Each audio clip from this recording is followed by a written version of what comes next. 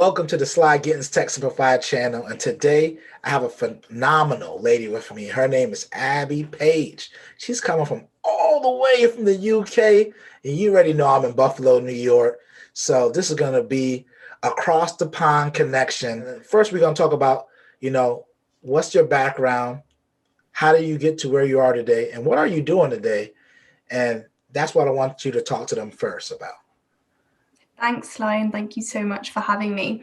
So in terms of my role at the moment, I work for Nebula IT Services, and we're a Microsoft partner. So we partner with small to medium-sized businesses across the southwest of England, as well as South Wales, which is just over the bridge of where our head office is. And my role is product engagement manager. So what that means is I work really closely with our client portfolio to just understand how we can offer technology solutions to increase business continuity, but also so they can focus on servicing their clients, and we can then focus on doing what we do best, and that's managing their IT infrastructure. That's great. So that role sounds amazing, but what did you have to do to get there, right? Can you share some of your journey on how you got there? Yeah, of course. So school, I loved school. I loved learning, and I was actually really sporty in school. So any sports classes that we had, I would be the one that would never forget their kit. I'd always make sure that I'd be the number one there on the pitch and ready to go. I really did take part in all of the team sports that was available.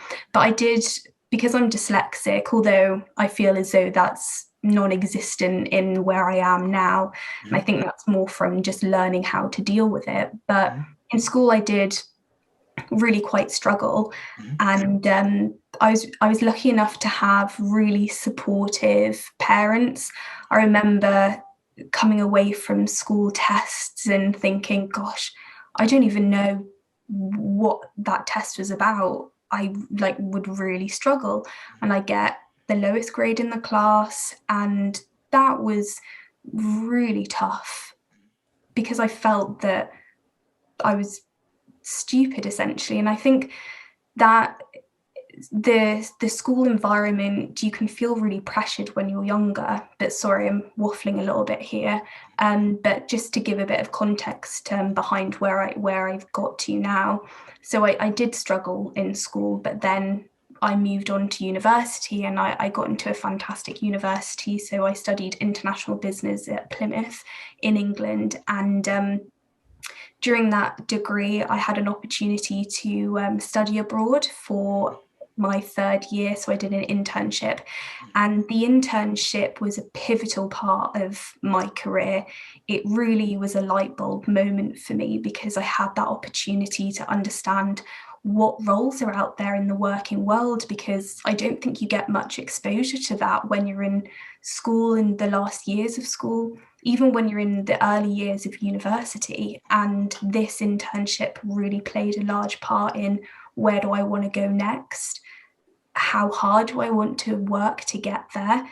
And what roles are available within different organizations as well as different industries that I want to go into. So that was a key moment for me. And then when I finished university, I still didn't know what I wanted to do, but I had a friend who actually worked in sales, and she said, look, why don't you get in sales? And I think there's a lot of stigma around sales roles, and people don't understand what a sales role entails. So I actually had an opportunity. I was looking at various roles that were around, and managed to get in with a graduate scheme with Thomson Reuters. So I applied for the role, and I joined as an inside sales representative with Thomson Reuters, so within their tax and accounting sector. And I stayed with them for 3 years. I had a fantastic mentor, and I really loved getting to know and understanding their technology. So we were selling to accounting firms, so smaller accounting firms, but then later on I had exposure dealing with the bigger firms. And that's really where my love for technology started, was at Thomson Reuters. But having a fantastic mentor and someone who believed in me and wanted to help me learn and evolve my skills was really that starting block for which has given me the opportunities and where I am today. That's amazing. And first, I want to say thank you for being vulnerable. I know it's not easy sharing, some of those inner secrets about yourself. And where I can relate, because I don't know exactly how you felt, but I can understand that feeling of inadequacy, right? So when I was in third grade, in my primary school, I think that's how you call it in the UK.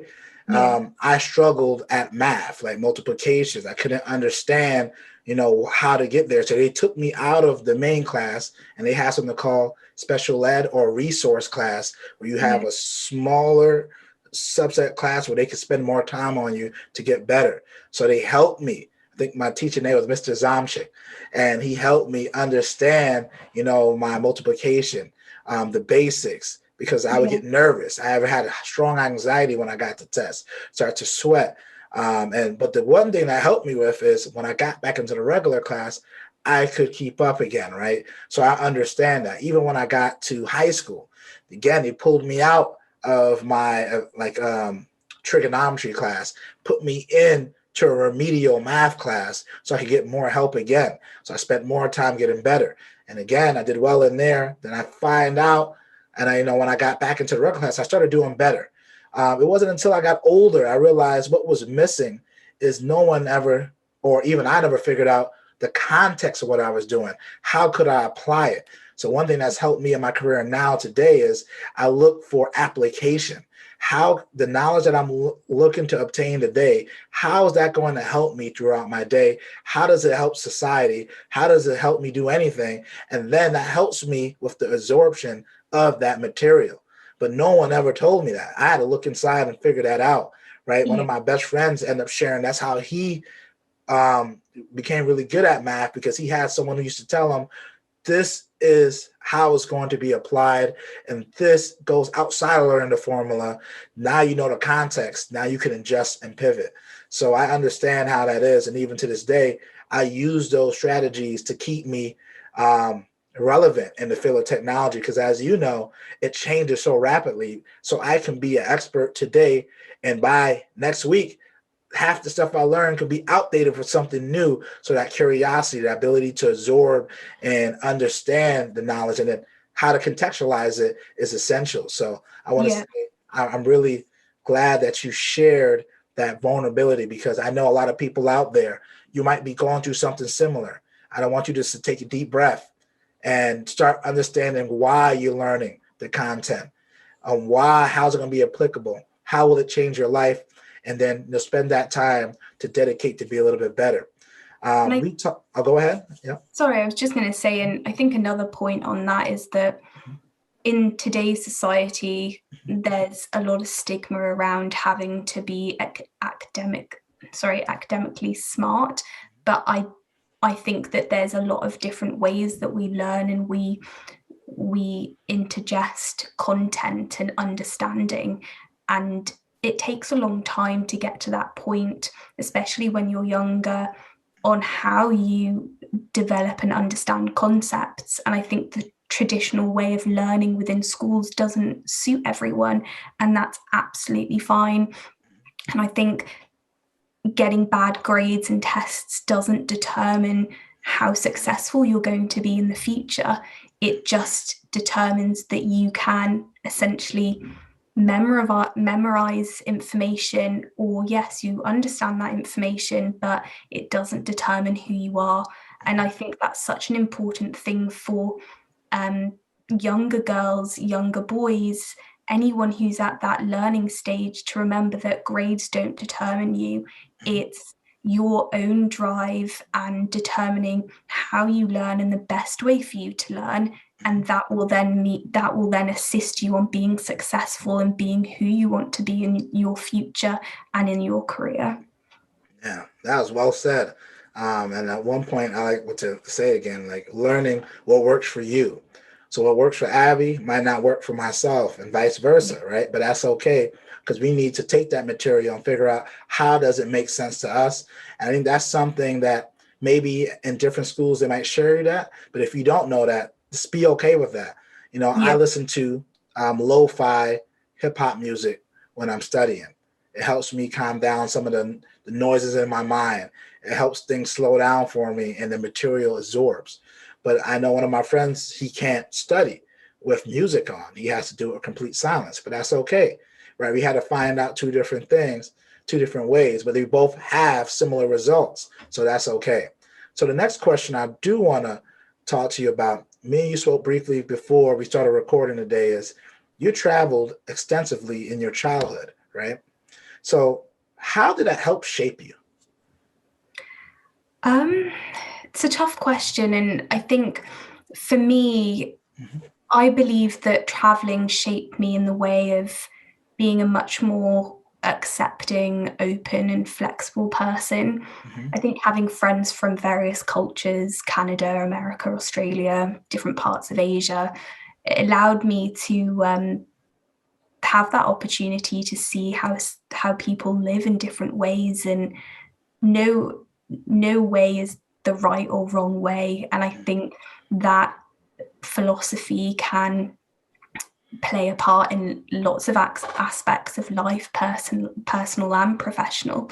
So Mm-hmm. I think fundamentally, having traveled a lot, it just allowed me to take a step back from situations and see things from other people's perspective. And I think that has really helped me in my personal life, dealing with personal relationships, but then also professionally, especially being within a sales role. It's key to be able to pivot with the different clients that we're working with, and essentially being able to understand where people are coming from. And I think understanding would be that key word, and that's really defined me as a person. I think I am quite an understanding person. I could have ended up being like that if I hadn't traveled, and it's you don't know how directly it has impacted you. But I do think that, having that exposure to different people from different cultures has allowed me to be much more open-minded, flexible, and understanding.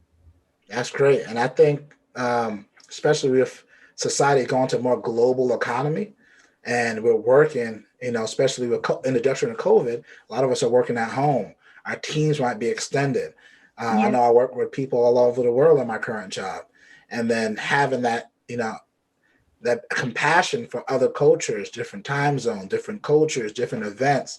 It makes you able to empathize for other people that might not think like you. So I feel like you almost have an advantage now from doing that.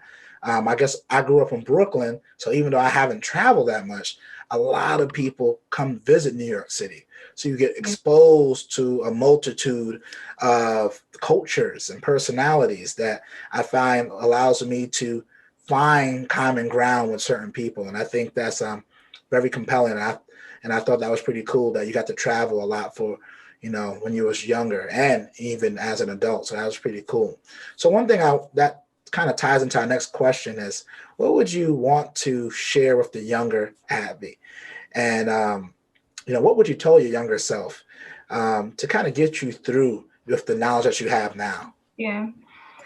I think it would be, don't be so harsh on yourself. I always used to compare myself when I was younger to my peers, and I felt that I needed to have the same aspirations as them, um, the same grades as them, and that would only define as successful. I think being authentic to yourself, and it's important to do something that you love. And I think when you're younger, sometimes it's hard to determine what you truly love, because I think experience and time allows you to figure that out.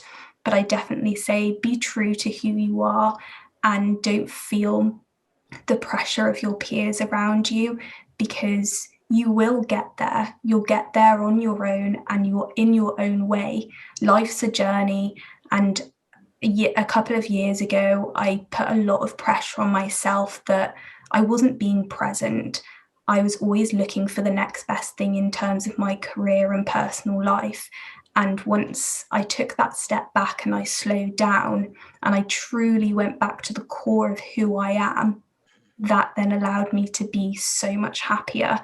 And again, going back to that authenticity, and it now I don't compare myself to other people. This is who I am. I will get there when I get there, and I'll enjoy the full process and the journey. Wow, that was well said. I don't know if I have anything to add, but one thing I would like to highlight is just be your authentic self and reduce the tendency to compare. It's a big thing, and especially with social media, it makes it easy, right? I even catch myself scrolling through Instagram, like, man, how did this person get this? They got a Bugatti. They my age. Like, what did they do to get that? Not knowing if that's real or fake.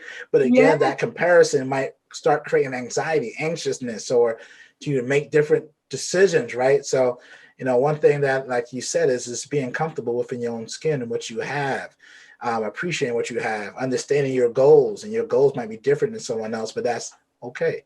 And I think a Yeah. lot of people listening to this may experience that. So if you are, make sure to let us know in the comments below, how do you deal with that? All right. So thanks for sharing that, Abby. So let's switch gears to what are some of your hobbies? What do you like to do outside of work? So I'm actually a yoga teacher. So I tend to do a lot of yoga, especially now being in lockdown still in the UK.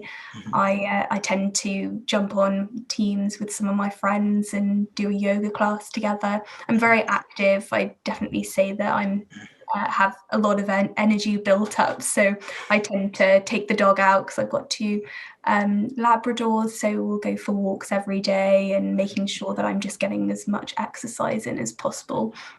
But obviously spending time with my family is a massive thing that I love to do outside of work as well.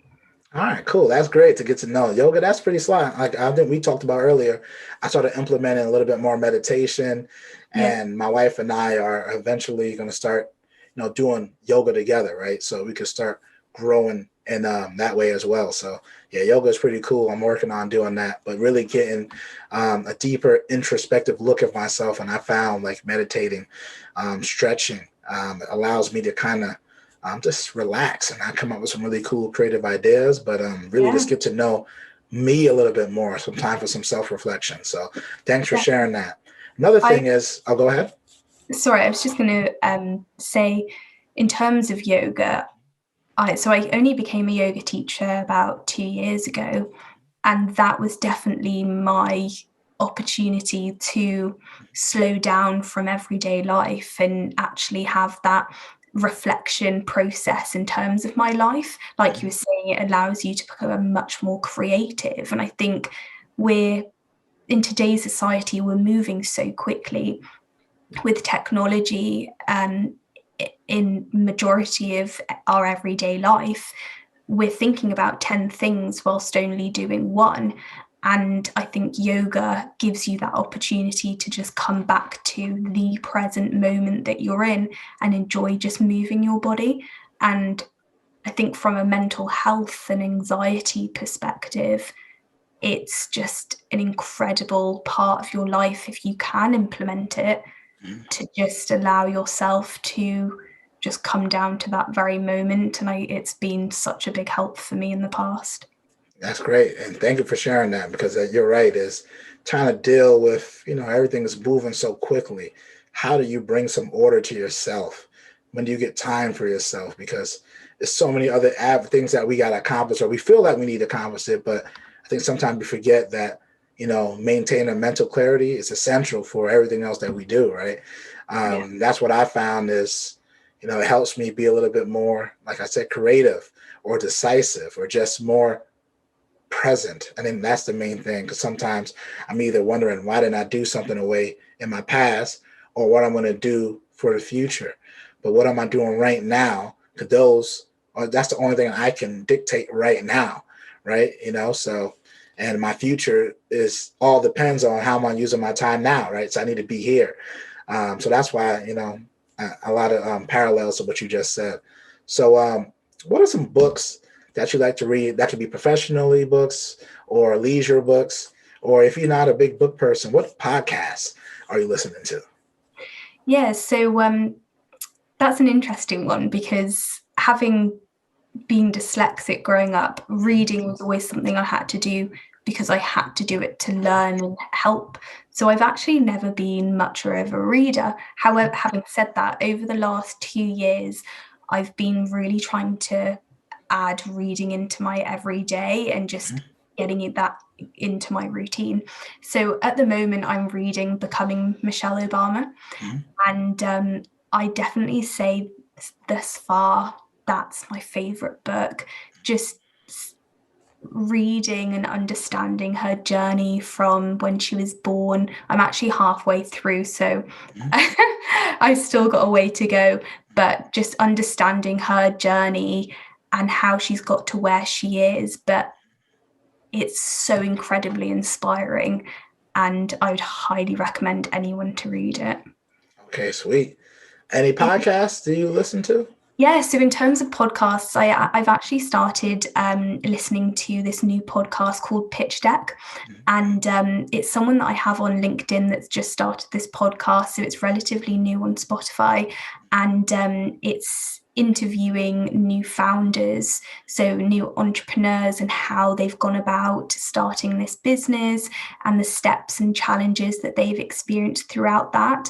There's been some really fantastic podcasts on wellness and wellness organizations, and especially throughout COVID, which I found really interesting. So it's very authentic. I really like how she's been presenting herself. So I definitely recommend that as a podcast as well. Fantastic. All right, so gets us to our last question is how can the audience keep in contact with you, Abby? I'd definitely say LinkedIn. I'm very active on LinkedIn, so that would be a good point. All right, well, Sly Gittins and Abby are out. Peace. Thanks.